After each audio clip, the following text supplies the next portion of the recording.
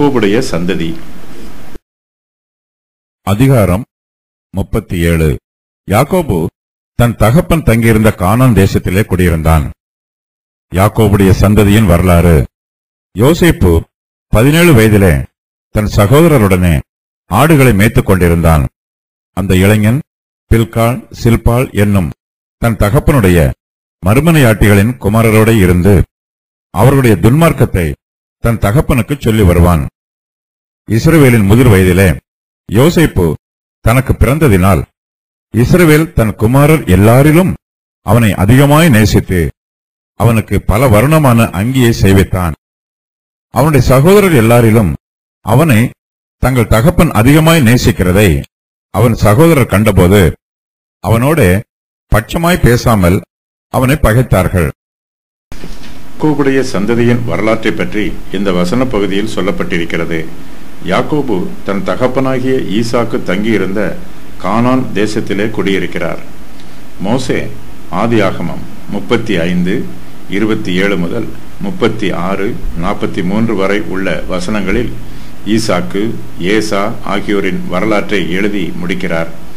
ஆதியாகமம் 35, 27 முதல் 29 ஆகிய வசனங்களில் யாக்கோபு அவருடைய குடும்பத்தார் ஆகியோரின் வரலாற்றை நிறுத்தி வைத்திருந்த மோசே இப்பொழுது அதை மறுபடியும் தொடர்ந்து எழுதுகிறார். பரிசுத்த வேதாகமத்தில் ஏசாவின் சந்ததியை விட யாக்கோபின் சந்ததிக்கு அதிக முக்கியத்துவம் கொடுக்கப்பட்டிருக்கிறது. யாக்கோபின் சந்ததியை சேர்ந்தவர்கள் கர்த்தருடைய வாக்குத்தத்தத்தின் ஜனத்தார். ஏசாவின் சந்ததியை பற்றி சொல்லும்போது ஏதோமியரின் தகப்பனாகிய ஏசாவின் வம்ச வரலாறு என்று சொல்லி அவருடைய குமாரரின் பெயர்கள் மாத்திரமே சொல்லப்பட்டிருக்கிறது. யாக்கோபின் சந்ததியை பற்றி சொல்லும் போதோ அவரை பற்றியும் அவருடைய குமாரர்களை பற்றியும் அவர்களுடைய சந்ததிகளை பற்றியும் விரிவாக சொல்லப்பட்டிருக்கிறது. யாக்கோபு கானான் தேசத்திலே பரதேசியாய் தங்கி இருக்கிறார். யாக்கோபின் குமாரனாகிய யோசேப்பு 17 வயதில் தன் சகோதரருடனே ஆடுகளை மேய்த்து கொண்டிருக்கிறார்.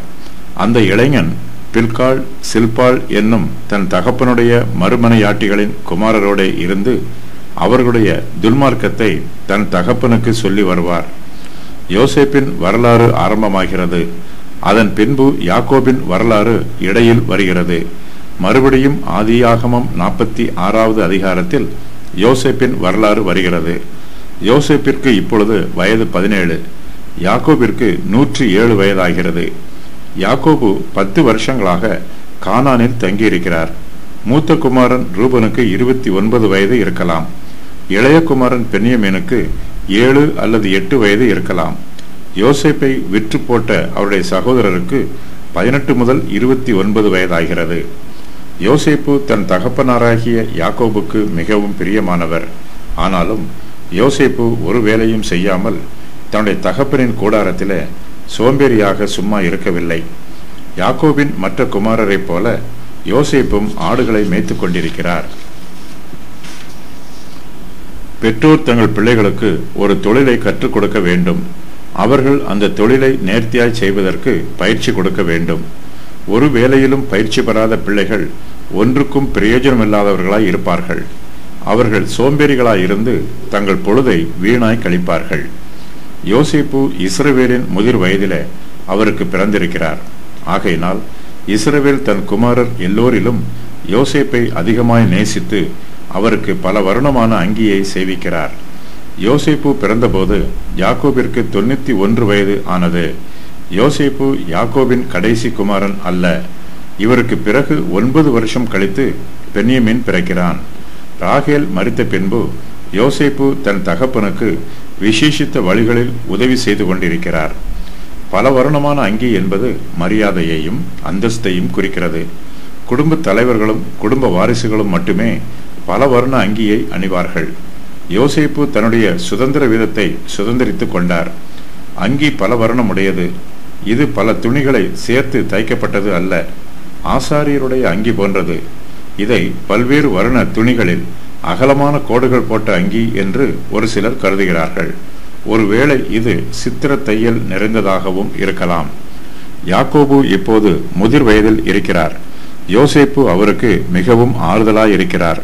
யாக்கோபு யோசேப்பை அதிகமாய் நேசிப்பது அவருடைய மற்ற குமாரருக்கு பிடிக்கவில்லை. யாக்கோபு தன்னுடைய குமாரர் எல்லோரையும் விட யோசேப்பை அதிகமாய் நேசிக்கிறதை யோசேப்பின் சகோதரர் காண்கிறார்கள். அவர்கள் யோசேப்போடே பட்சமாய் பேசாமல் அவரை பகைக்கிறார்கள். தங்கள் தகப்பன் யோசேப்பை அதிகமாய் நேசிக்கிறதை அவர் சகோதரர் காண்கிறார்கள். இதனால் யோசேப்பின் மீது அவர்களுக்கு பொறாமை உண்டாயிற்று. யாக்கோபு தன் பிள்ளைகளிடத்தில் பட்சபாதமாய் நடந்து கொள்கிறார். இது ஞானமுள்ள செயல் அல்ல. இதனால் பிள்ளைகளுக்கும் தங்கள் தந்தையின் மீது மரியாதை குறைவாகவே இருக்கிறது. குடும்பத்தில் பிள்ளைகள் மீது பெற்றோர் பட்சபாதம் காண்பிக்கும் போது குழப்பம் உண்டாகும். ஈசாக்கு, ரெபேக்காள் ஆகியோருடைய குடும்பத்தில் இதனால் குழப்பம் உண்டாயிற்று. யாக்கோபு யோசேப்பை அதிகமாய் நேசித்து அவருக்கு பல வருணமான அங்கியை செய்வித்து கொடுக்கிறார். ஆனாலும் அவர் இதுபோன்ற அங்கியை தன்னுடைய மற்ற குமாரருக்கு கொடுக்கவில்லை. இதனால் யாக்கோபின் குமாரருக்கு யோசேப்பின் மீது கோபமும் பொறாமையும் உண்டாயிற்று. யாக்கோபுக்கு 12 குமாரர்கள் இருக்கிறார்கள். அவர் யோசேப்பை தங்களை விட அதிகமாய் நேசிப்பதை அந்த சகோதரர்கள் காண்கிறார்கள். இதனால் யாக்கோபின் குடும்பத்திலே குழப்பங்களும் பிரச்சனைகளும் சண்டை சச்சரவுகளும் உண்டாயிற்று. யாக்கோபு யோசேப்பை அதிகமாய் நேசிப்பது போல யோசேப்பும் தன் தகப்பனாகிய யாக்கோபை அதிகமாய் நேசிக்கிறார். பில்காள், சில்பாள் ஆகியோர் யாக்கோபின் மறுமனையாட்டிகள். அவர்களுடைய குமாரர்கள் துன்மார்க்கராய் இருக்கிறார்கள். அவர்கள் யாக்கோபுக்கு தெரியாமல் துன்மார்க்கம் பண்ணினாலும் யோசேப்பு அவர்களுடைய துன்மார்க்கத்தை யாக்கோபுக்கு சொல்லி வருகிறார். இதனால் அவர்களுக்கு யோசேப்பை பிடிக்கவில்லை. அவர்கள் யோசேப்பின் மேல் கோபமாய் இருக்கிறார்கள். யோசேப்பின் சகோதரருக்கு அவர் மீது கோபம் இருந்தாலும் அவர்களால் யோசேப்புக்கு விரோதமாக ஒன்றும் செய்ய முடியவில்லை. யோசேப்பு தன் தகப்பனாகிய யாக்கோபின் கூடாரத்திலே அவரோடு கூட இருக்கிறார். யோசேப்பு யாக்கோபோடு கூட இருக்கும் வரையிலும் அவருடைய சகோதரர்களால் அவருக்கு விரோதமாக ஒன்றும் செய்ய முடியாது.